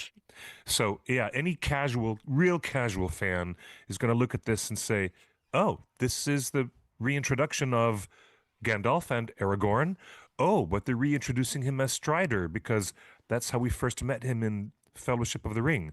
So they're just trying to drop in those little information bombs for the casual fans, Yeah, because yeah. that's what, yeah, they Well, and want people to come back. they're Yeah. ticking lots of boxes. Gollum, Bilbo, Gandalf, Hmm. Aragorn, Strider, Sauron, the One Ring. Like, oh, I know these guys. This is a story I want to see. And now, and it's interesting that it says, whose knowledge of the whereabouts of the ring could tip the balance toward the Dark Lord Sauron. This would imply that Gandalf knows Bilbo has the One Ring. That's different than we've seen Fellowship, where he goes off on a journey to Gondor to do the research, and then comes back and says, Well, "Frodo, it really is this the is One Ring." This is implied in this story sentence, in this little synopsis. The implication is that Gandalf has already been to the library under the catacombs of Minas Tirith and has read the account of Isildur. He's already done that. And that is why he calls upon Aragorn. And Is then the that hunt is so? on. Is that wrong? Like, is that wrong, lore wise? Oh. No, I don't think so. No. And because also, I think, if we're just thinking about the movies, but so in the book, 17 years goes by, but what we understand is that Gandalf has this horrible suspicion that this ring that Bilbo has might be something more than he had originally thought. So he goes off to try and find out. Well, one of the ways that he needs to try and find out is to talk to the person that he knows Bilbo got the ring from, because that's how he wants to find out, hey, where did you get this ring from? What is the background? And where, so he's looking for the chain of command, or what do they call that in art circles? Authenticity, or it's the what the hell do you call it? I had the word in my head just for a moment there, and it's gone, but it'll come to me in a minute. But yes, so that you know what the background of the piece is, so you know whether it's authentic. But also, and Cliff, you again, correct me if I'm wrong here, but I always thought that when Gandalf is looking for Gollum, or asking Strider to look for Gollum, he's not asking him to look for the ring, because he knows where the ring is. Bilbo's got it. Gandalf knows where it is. He knows that Bilbo's got it. What he wants to know is, what is it? And can he confirm that it is the ring that he thinks it is? And therefore, what does Gollum know about it? And I always think what comes across very clearly in the film as well is he wants to prevent Sauron finding Gollum, because if Sauron finds Gollum, Sauron doesn't know where the ring is. Gandalf does. He knows Bilbo's got it and it's in Bag End. He just is waiting to confirm until he throws it in the fire exactly which ring it is. But Sauron doesn't know where it is. But if Sauron finds Gollum, he may find out where it is. So to me, the hunt for Gollum from Gandalf's point of view was more to get him before Sauron can get his hands on him than to find out where the ring is. I agree. Interesting. Yeah, indeed. That is, and ultimately, after Gollum is tortured in the Tower of Barad-dûr, that is where the words Baggins and Shire are mentioned. And that is where Gollum sees the Dark Lord in full physical incarnation and realizes that he has a finger missing off of his hand. So he's not just a floating red eyeball. Gollum sees him as a bipedal, walking, physical being. Will this be a first? And Gollum notices, through all of his torture, he notices that there is a ring missing off of the black hand, off of the hand of the Dark Lord. A finger, not just a ring, a finger, right? I meant to say a finger. Yes. But so will this be the first time we've seen in a Peter Jackson film, obviously besides Sala in the prologue, will this be the first time a fully formed Sauron will be on screen? Maybe. I mean, they have to. If they're going to show the torture of Gollum, this is it. But back to Gandalf. I'm just trying to get the timeline correct. Up to now, all of the leaks that we've reported on have said that this movie takes place between Bilbo's birthday party and the Council of Elrond. That's the time. That's actually, the 17 years. Philippa is quoted as saying that it goes in between the birthday party and the sequence in the Mines of Moria where he's tracking the Fellowship. That's what I'm reading that Philippa said. Okay. So does Okay. does this line again? Let me bring it up on screen. Does this line, Gandalf the Grey, whose knowledge of the whereabouts of the ring could tip the balance, does that square with that timeline? And it sounds like Yeah, it does. it Yeah. doesn't. It doesn't go as far as that, but I think what they're basically giving us the dot dot dot. This is the crawl. You know, I mean, it's not literally the crawl because we're going to see this, but what I mean is, this is telling us the beginning of the film. You meet young Smeagol, then Smeagol goes in search of his ring, and Gandalf asks Strider to go and find him. And I'm just realizing, rereading this paragraph, that what they're saying is exactly what I was saying. He's Yeah. asking Strider to track the creature because the creature's knowledge of the whereabouts of the ring could tip the balance. Because if Yeah. Sauron finds finds Gollum first, they're all fucked. Pardon my Indeed. French. No. We en français, mademoiselle.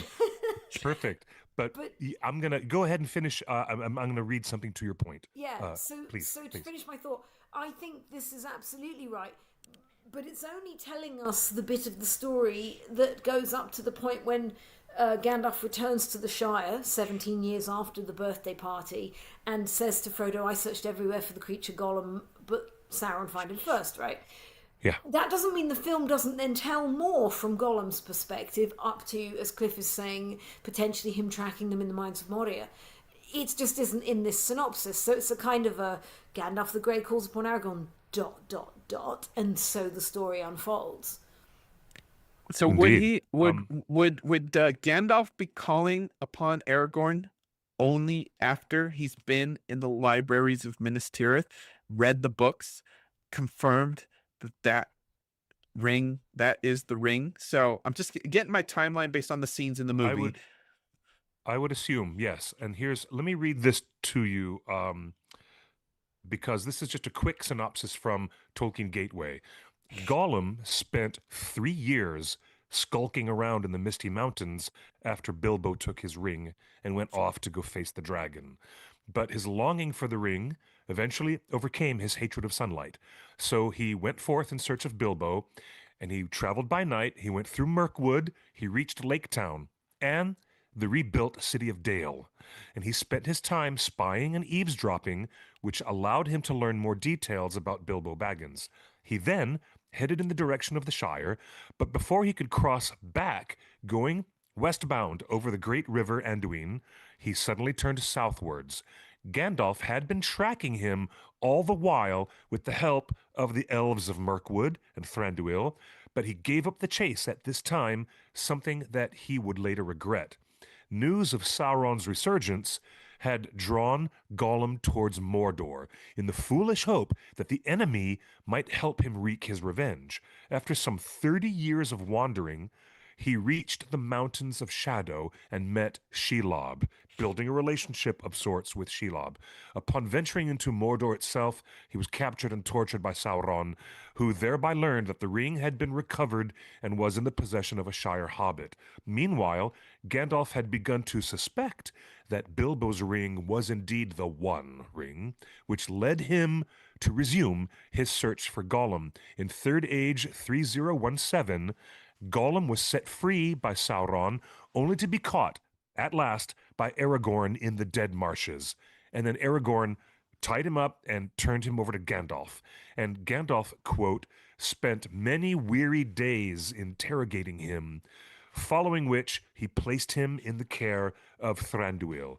And then the next year, in 3018, orcs raided the elves of Mirkwood and allowed Gollum to escape, and then Gollum entered Moria after leaving Mirkwood again. So that is the actual timeline from the books. So this all really the events. is a bridge movie. There's a chance we'll see Yeah. Luke Evans as the Lake Town mayor of Lake Yeah. Town. There's a chance we'll get Lee Pace back as Thranduil. I am might. in. I am so in. Come on. It's quite possible. I have heard some rumors about people like Luke Evans and Lee Pace, so it will be interesting to see. I had forgotten, of course, until you were reading that, Cliff, that we almost certainly will see Shelob, because we Yes. have to understand why You have Gollum thought has of this- something we haven't thought of, because you're brilliant. Kirsten, you're so brilliant. Why haven't we talked about this before? Justin, we've been talking about the hunt for Gollum for almost 2 years now, and we haven't even mentioned, have we, that we're going to get to see Gollum actually playing fetch with a Shelob or doing something to build a domesticated relationship with this creature. Oh my gosh. Wow. Yeah, right? I Wow. got my fulfillment of Shelob in Rings of Power season 2. I don't need any more big spiders in my eyes. Oh my gosh. Oh my I'm gosh. not a fan of spiders. You know, I was going back to where we started this evening talking about the Comic Con cruise. I disappointed Dom by saying that I am not a fan of spiders when we were doing our trivia, and he kind of went, "Oh," and I said, "I know, I'm sorry, I know you're a fan," and he was talking about how the hiding under the tree in Fellowship was the second scene they filmed. The first one was the falling and the I think I've broken something, get off the road scene, and then the second scene was under the tree roots that they ever filmed together as the Hobbits. And he said the guy had said, look, we want to use the spider, but it's kind of big. I don't know if you'll be cool with it. And Don was like, bring it on. I am just fine with it. We I have would- two. We have I would two not be. interesting Lee Pace things in the chat room. Last one, first off, mentions a Nerd of the Rings interview with Philippa a year or two ago that says that she had lunch with an elven lord. Yep. So Philippa has met with Lee Pace, and Diane. Oh man, it's great to see your name in the chat. Diane says that she posted something in the Discord. Let me find that. Let me find that post that is something about Lee Pace. DM me on Discord, Diane, and I'll share it with you. So I'm in. If Lee Pace is in, I'm in. Yeah. I don't care about anything else, right or wrong, lore accuracy or whatever. Like that's all I need to Yeah, get. Lee Evans Pace. is, He could have my dinner money any day. Yes. Luke Evans is supposed to be busy on Broadway this fall, I think. I don't know exactly when it starts, but he's meant to be doing Rocky Horror Show on Broadway, I think. So. Oh but- my God! Yeah, he's Dr. Frankenfurter. We haven't reported that yet. Yeah, Luke Evans. Yeah. Oh, Luke Evans. that's so You know cool. what? After Yeah. him getting involved with the Boy George musical, Taboo, all those years and years ago, it's nice to see Luke Evans getting back on the boards again. Yeah, that's It's going to right. be great. Yes. So presumably he won't be available for filming if they did want to have a little Bard the Bowman action. Yes. You know, but he could be filming this summer and then head back to Broadway thereafter. Who knows? Who knows? All right. Wow. There's a lot of, you know, everyone's been really worried about, oh my God, are they going to de-age people and they're going to do this and that? But there are actually a lot of legit ways that characters can be revisited, places can be revisited, the stories can be revisited. So this is actually a really cool story to be telling, and there's plenty in it. I don't think it needs to be 2 movies, but there's plenty in it to make a substantial film. Yeah.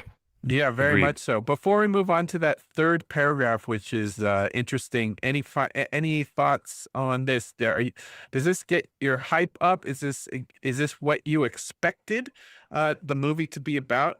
Because the reaction I got from some fans that I've seen this for the first time, some of the reactions have been, "Oh, child, young Gollum, young Smeagol." People were not expecting that. So I think people seeing this for the first time when we posted on the onering.net tomorrow, they might be surprised to hear what this movie is about. So, but does this check out with everything that you guys wanted and expected for the movie? Yeah, pretty much. I hadn't, until I knew that they were auditioning kids, hadn't particularly been expecting the young Smeagol thing, but it doesn't really surprise me. But the rest of it, yeah, absolutely. In a way, it's not telling us much. I've got to say, I was more excited by what Cliff just read out that reminded us of the timeline. And then I was suddenly like, oh yeah, that happens at this.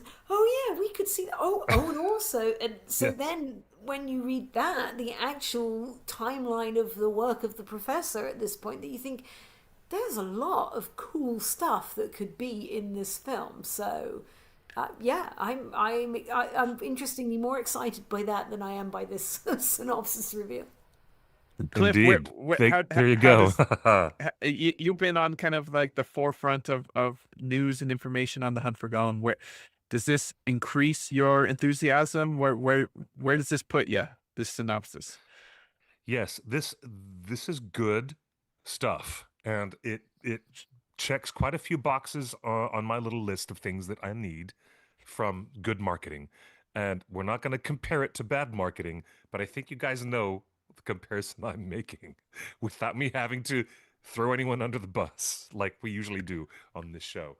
Um, it is it is helpful to know that they're going to talk about the life of the person Smeagol, and they're going to actually talk about Smeagol as a person who is forever changed by things that are far, far greater than his reckoning, than he could have ever imagined, powers that are beyond what a little. You're just one of the river folk, aren't you? And Frodo, in that dialogue, when he's talking to Gollum in the Dead Marshes, and he's trying to get through to him. Remember that? Remember how distinct it was that we realized, oh, Frodo is showing grace. Frodo is showing grace to Smeagol, who's, nothing but a treacherous creature who would stab you in the back as soon as look at you, according to Samwise. But Frodo takes a different approach.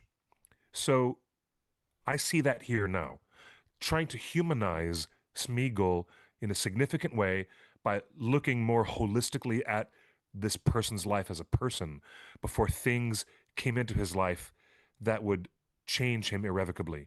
That, I think, is an interesting approach. It really is. And, I think the character deserves to be explored in this way, and maybe we'll understand Frodo a little bit better. It's the way that Gandalf talks to Frodo about showing grace to the people around you who least deserve it.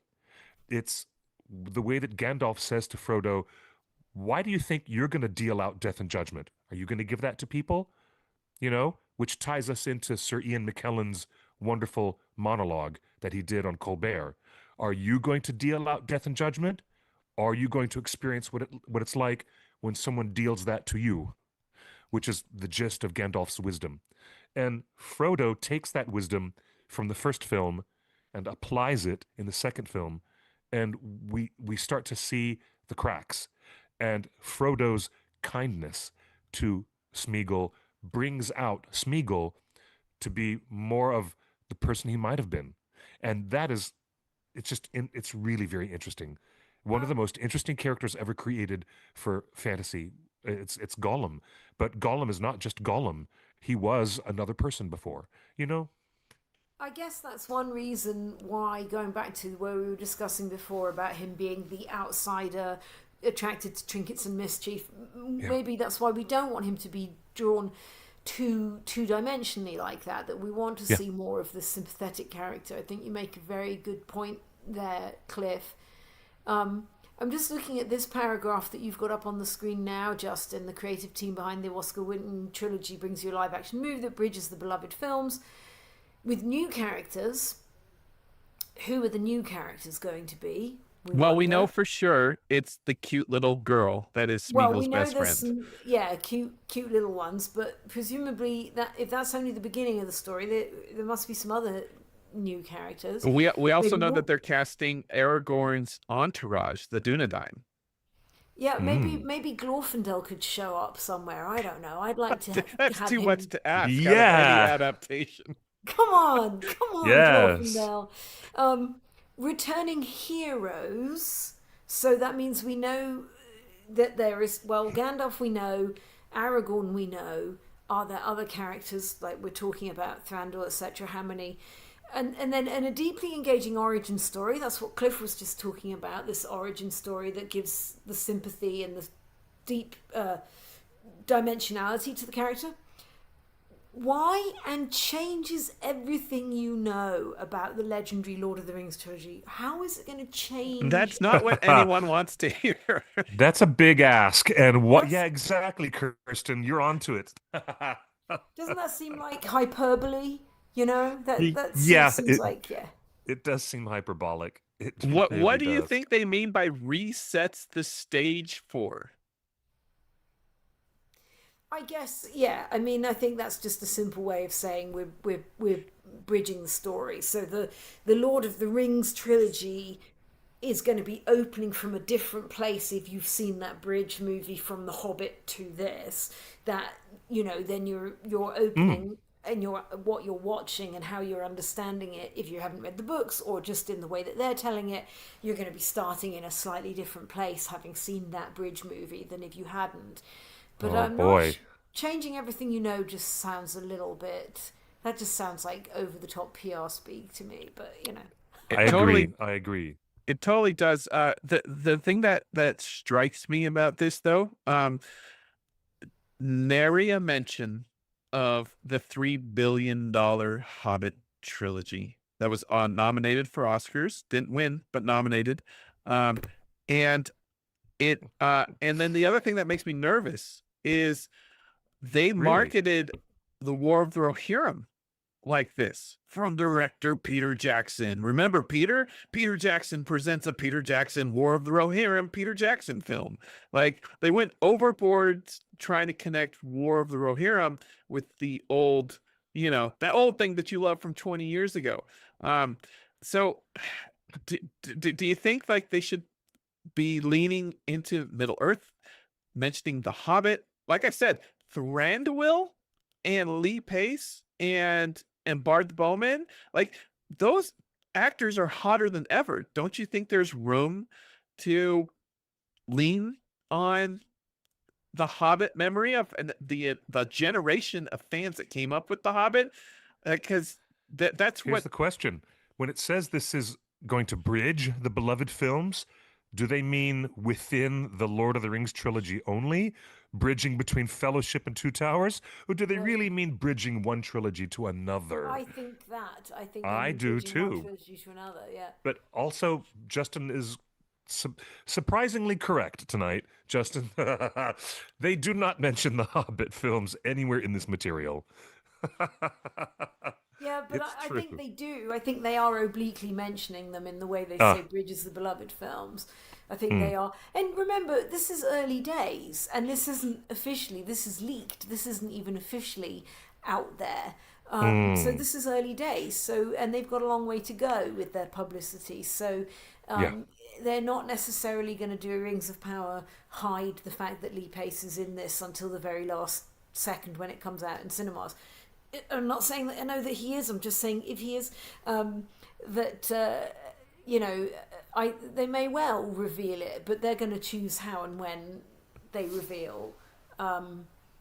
Yeah, I mean, I did get in touch with Warner's recently to say, hello, do you have anything you'd like to share with Yeah, what us? did the studio say about this? Uh, they just came back and were like, more or less, it's ages away. Why would we have anything to share with you now? And I was like, well, because things are coming out, and yeah, we would like to know Yeah. if you would like to confirm or deny.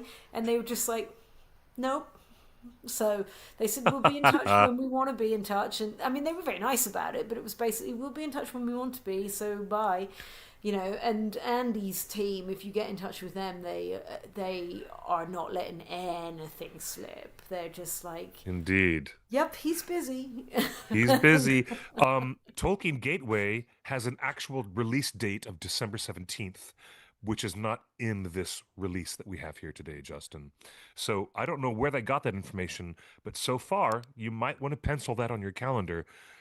December 17th, 2027, next I year. think it's likely because I think they'll be going for the what we all remember of going to the movies at Christmas. You know, Hmm. they that Yeah. was all part of our uh, joy of going back to Middle Earth each Christmas. So Yeah, um, and Ian McKellen said it on national TV that he is scheduled to start filming in June in New Zealand. Um, there's a new report that producers have been talking with John Rhys Davies. John actually was at a convention this weekend, and John Rhys Davies said he's had talks with the producers about coming back, but it's a scheduling issue because he is 82 years old and travel needs to be limited. Mm. So uh I That actually had dinner with John just before Christmas. We had dinner together, and I asked him, what can you tell me? So, and I don't really have anything to add beyond what you just said. So, so the fact that he's saying this at convention panels this week, I think we need to have another future episode where we talk about the impacts of Gimli. I don't know where that fits in, but we'll have another conversation about that later. But so this synopsis, again, you just heard what the studio told Kirsten about it.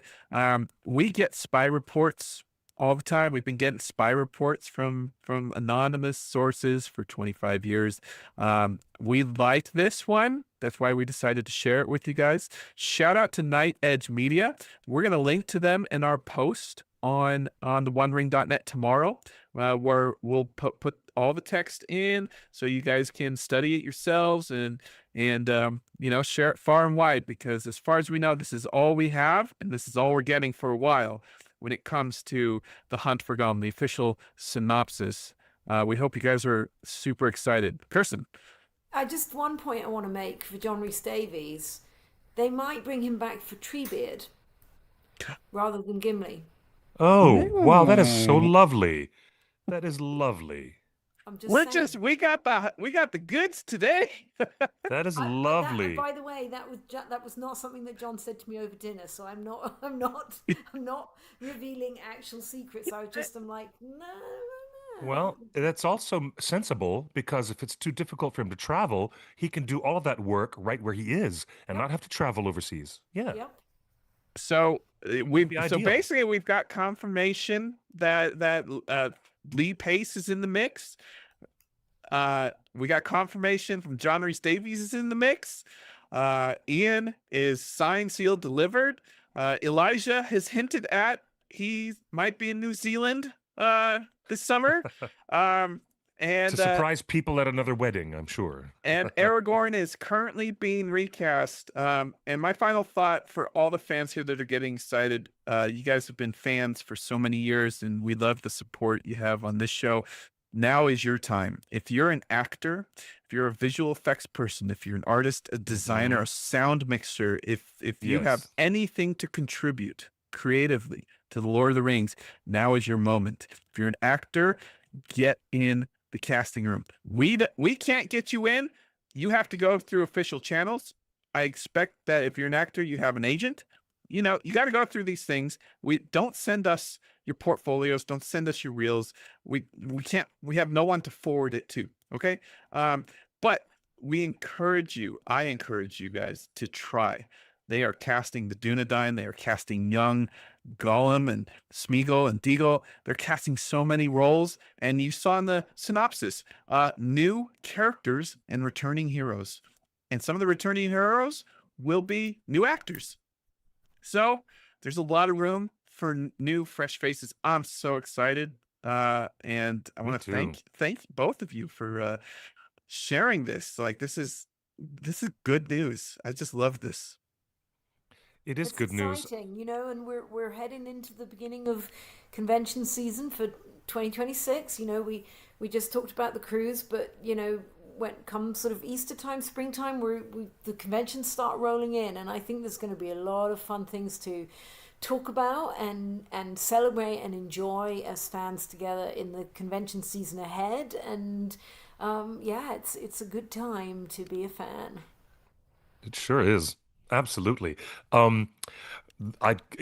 Maybe Artie and Phoebe are just going to be like story credit, because they do split the credits. Story by so and so, and then written by so and so, and those individuals are all negotiated credits. They'll figure that out later on. But what is really exciting to me is that it's happening. It's not just conjecture anymore. They're turning on the cameras in July. It's really happening. They're totally doing this now, and we can put other speculation to bed about will they, won't they, or maybe Warner Brothers will change their mind because there's an aggressive buyout happening behind the scenes. All that is now behind us. It's really happening. So get your passports renewed. If you don't have it, get your passport ready. Everybody, let's go down to New Zealand and let's start climbing over fences and send in the spy reports. That's what we need now. Send us all the spy reports, please, and thank you. We can't do it without you. That's it's always been that way around here. We need our little birdies, our spies of Saruman, to go out there and climb over fences and look over the farmland and see what's up. Let us know. Spymaster at theonering.net is the email address that you want to use when you have your spy reports. Right, Kirsten? That's right. So exciting. Well, we are here. We're here at the end of another wonderful show. Couldn't have done it without the extraordinary contributions and erudite insights from Kirsten, our lovely green dragon, and Justin. Thank you for being the puppet master, pulling the marionette strings behind the technical scenes.